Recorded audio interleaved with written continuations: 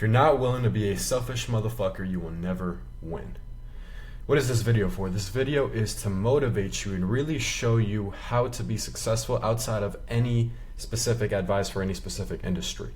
I'm not talking about wholesale. I'm not talking about drop shipping. I'm not talking about being a construction worker or being the CEO of a company. This has nothing to do with any connection to any business model. This is just straight mental advice, right? And I can tell you from my experience as a 20-year-old entrepreneur that has generated over $1 million in the real estate industry without a real estate license, without going to college, well, I did graduate high school, but they didn't let me walk the stage for a different reason, but that's besides the point. To get to this point, you have to be resilient, right? And what do I mean by resilient? Because everybody says, oh, you have to be this, you have to be that, you have to be that, but nobody really tells you how to do it. So growing up, I was always lazy. I'll tell you what. I've always been lazy. I always knew money was the thing that I wanted to get. Money was the achievement because I knew I hated people telling me what to do. So I would go to school. I would break all the rules. I would get suspended for half the year. I would get expelled consistently from school to school to school. But I knew money was the motive, and that was my main motivation. From selling snacks in school to selling other things to, I don't know, what else have I done? I've sold fidget spinners. I've sold those silly bands that all these people used to wear back in the day. I sold speakers. I sold, you can name it, shoes, everything. I've sold everything. And I've gotten to the satisfaction of that, of knowing that, hey, I just did one thing and it paid for this, right? And I didn't have to go to school. I didn't have to do any of this stuff just to get fucking paid. So I knew if I got fucking paid, I was able to not only put myself in a position where I've never been in because I didn't grow up with having a lot of money. We didn't grow up super poor, but we grew up where it was, hey, we can't do this because we just don't have the income for it, right? And I understood that from a perspective of, okay, I have to make that change. I have to do something different than my parents to see a different life. I have to change for my life to change and my parents' life to change. So once I started seeing the money coming in, I knew that, hey, I can buy myself all the shoes I want. I can buy myself all the clothes I want. I could have the car I want, the place I want, the freedom that I want. And I could also put my parents in a position where they can have the freedom and do whatever they want. Right now, I'm helping my dad with his company. Right now, I'm helping my mom with her company. Right? And now we're growing as a family. We're building generational wealth because of the actions that I took. But for me to take those actions and be able to put them in that position, I had to be selfish. I had to be at a point where I couldn't listen to my parents. If I listened to my parents, I wouldn't be in the position to put them in a better position, to put them on a pedestal to where now they have the highest chances of being successful because of their son. But I had to do that of being selfish, of not listening to them, of breaking the rules that they had put for me because I knew it was a bigger cause, right? And for a lot of people, sometimes it depends on your definitions, but sometimes you have to take a step back to take two steps forward. Right? And for me, the taking the step back was not necessarily having the greatest relationship with my parents growing up because I never did what they told me to do. But that didn't come from a place of hate. That didn't come from a place of I don't love my parents or I despise them or anything like that. I just knew that the advice that they were going to tell me was the advice of every single immigrant parent of we came to this country, we risked our livelihood for you to have the best opportunity, and for them the best opportunity is to get a regular job that's making 30 grand a year. Right? And I know a lot of you guys that come from immigrant families, either you guys be Asian, Indian, Hispanic, most immigrants, right, that come from other countries, Arabs, it's go to school, get that degree so we can have that thing to flex to other families, right? My son does this. My son works for this company and he has this title. My son makes this much money, right? But the thing is that not everybody is meant to fit in that box. And I knew I myself wasn't meant to fit in that box, not from something that I heard or something that I read. It was just a natural instinct. It was a gut feeling that I knew. I don't want to be told what the fuck to do.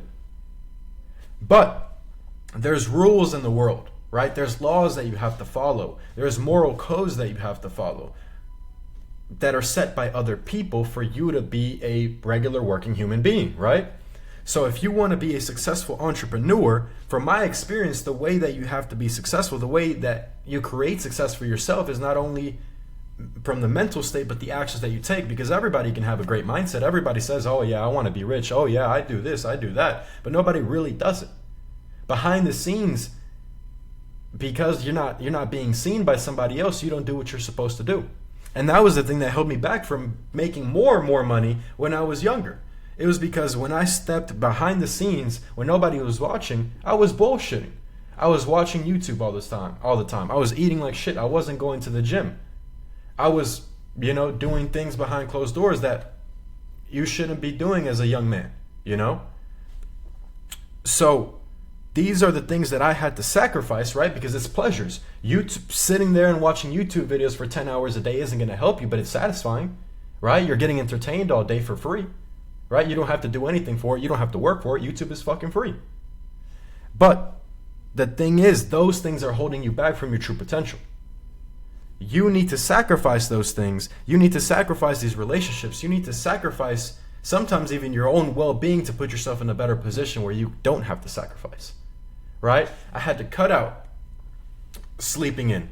I had to cut out smoking weed. I had to cut out drinking. I had to cut out being with friends that all they did was sell drugs and talking about girls and talking about going to the club and doing all these things. That was so fun. Do I miss it? Sometimes I do when I get bored, right? When I'm on calls with sellers and they're just wasting my time and I know they are, I get bored. It happens, right? When you grow up in that environment, you're going to be set to come back, right? Well, the same way as somebody that went to prison or went to jail, they have the mindset of going back even if they don't want to, because it's just something that feels like home. And for a lot of people, including myself, home sometimes is just being that lazy person, being that individual that's mediocre, right? That's home to a lot of people. So when you actually try to make the change, yeah, maybe you made the change mentally, but your actions aren't aligning with that. So when you start changing your actions and you try to become this person that you're not just yet, but you want to be, it doesn't feel like home. It doesn't feel comfortable, right? It feels weird. It feels like you're faking it. It feels like you're not being who you truly are. But the thing is, who we truly are is just a behavior. It's just a picture painted by other people based on our actions, right? So if I see somebody that's broke, if I see somebody that just has terrible vocabulary, if I see somebody that's not doing what they're supposed to do to change their life, I'm going to label them as a lazy, broke person, right? But that's just the behavior that I labeled on him based off his actions. But if I see that, yes, he might be broke, yes, he might be lazy, but he's doing everything in his power to change his life, and he's actually taking the actions that he doesn't really want to do, but he knows he has to do, then I see him as somebody that, hey, that guy's making a change. That guy's set to be successful because of his actions, because of the behavior that he changed in his life. So you need to get away from comfort. You need to get away from home for you to actually change your life. It's not just about, oh, you need to buy this course. Oh, you need to learn this book. Oh, you need to read this book. You need to talk to these people. The start and the place where you actually jumpstart everything is from here, and then the actions that you take. And you've heard this before, but it's about actually fucking doing it. It's about watching this video and then actually going and doing something that doesn't feel comfortable so you can change your fucking life. My routine that I've just started these past couple weeks, where I've been super consistent, doesn't feel natural just yet. I'm slowly starting to get comfortable in the routine, but at the start it wasn't. My routine is I woke up at 6 a.m. on the dot sharp. I drink vitamins. I hated drinking vitamins because I'm young. I don't need vitamins. But I know for a long-term reward, I have to take vitamins so I can stay healthy, so I can enjoy my money, so I can enjoy seeing my family come up and be more successful than they already are, so I can see my siblings grow up and be more successful than I am. I woke up at 6 a.m. I take vitamins. I drink honey and lemon water, which, it tastes good sometimes. Most of the time it doesn't, because I can't figure out the ratio just yet. But I drink that to be healthy. I go straight to the gym, right? I come back from the gym. I drink protein milk. I eat something that's healthy. I hate eating healthy food. I fucking hate it. If it were up to me, I would eat Wingstop 3 times a day, because that feels like home and it's satisfying. Right? But what's satisfying didn't bring me the body that I wanted. I don't want to be skinny anymore. I don't want to be skinny fat anymore. I want to be jacked. I want somebody to see me on the street and say that guy takes care of himself. And the only way for somebody to get that perception of me, to see that, to label me as a person that takes care of themselves and is healthy and is productive and is consistent, I need to do what doesn't feel comfortable. And that's me going to the gym every single morning, right? So I do that. Then, all these fucking notifications. You'll need to unlock your iPhone first. Buddy, stop. Okay. I do that. I sit down and write my goals, right? It doesn't feel good because it's like, damn, I gotta do this. Then I gotta do this. Now that I think about it, I also gotta do this. So I list out 20 things that before, if I listed out the 20 things I would look at, I would say, yeah, I'm gonna get that done. And then I wouldn't do anything with it. I would get caught on my phone. I would scroll through TikTok. I would scroll through Instagram. I would scroll through YouTube and not get anything done. At a point to where my dopamine receptors are already done. They're done for the day. They got the dopamine. They're satisfied with what I've done. Right? So now I don't have the energy, I don't have the mindset to actually do what I need to do on my to-do list. Now I don't do that. Now I don't scroll on my phone until I have every single thing done. I do that, then I literally just get to work. And sometimes get to work doesn't mean just sitting at my setup right here at home. Sometimes it means, hey, go to Starbucks. Go get the work done. Whatever you have to do to get the work done and put yourself in that mindset, maybe you have to go eat sugar before you go get the work done. Maybe you have to do this to go get the work done. As long as the work gets done, you will be successful. You will move the needle closer to your goals, right? And don't be scared to set goals that are far apart. There was once upon a time where I wasn't making $5K a month, but I was like, I want to make $100,000 in a month. And I knew it was possible, but part of me still said, bro, but you got to get the 5K a month. You got to get the 10K a month. You got to get the 15K a month. But you don't get to 15K a month having a 15K a month mindset. You get to 15K a month having a $100,000 a month mindset because you know, hey, 15K a month is not enough. This is easy. I need to get that out of the way so I can get to 100K a month. Because if you have a 15K a month mindset, once you make that 15K a month, once you, maybe not even 15, maybe you make 10, maybe you make 11, maybe you make 12. Once you get to those 12, 13, 14, you're going to get comfortable.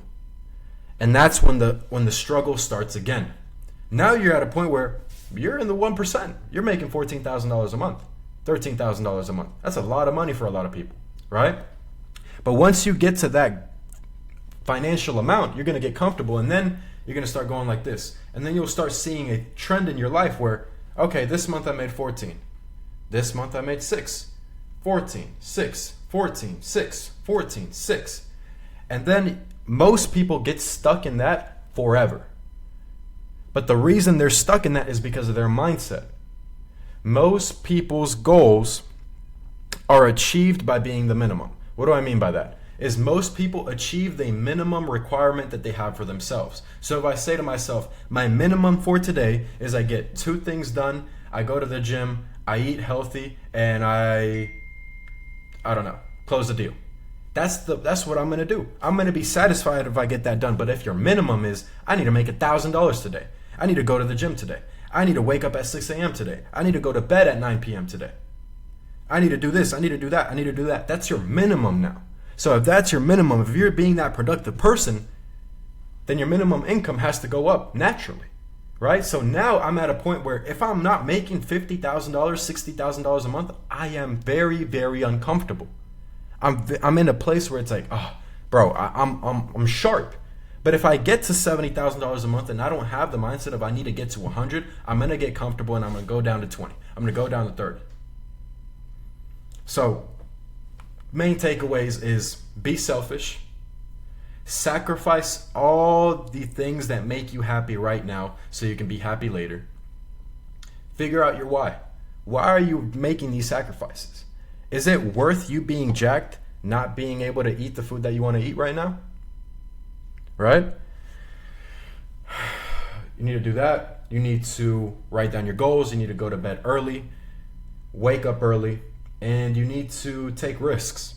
That's another big takeaway. One thing about myself, I've never been scared to risk my last penny on something. If I believe that there's value in it, if I believe that I'm going to make my money back, even if I believe that I'm just going to solve one problem in my business, I am willing to risk my money and put my money there. Because even if I don't find this necessary answer, I'm going to learn something that will help me. I've never been scared. I'll say this, my risk tolerance is at 110%. And that's another reason why I'm here. I've never been scared to risk it, right? Going to college is risking it. Buying programs is risking it. Starting a business by yourself is risking it. Starting a business with a partner is risking it.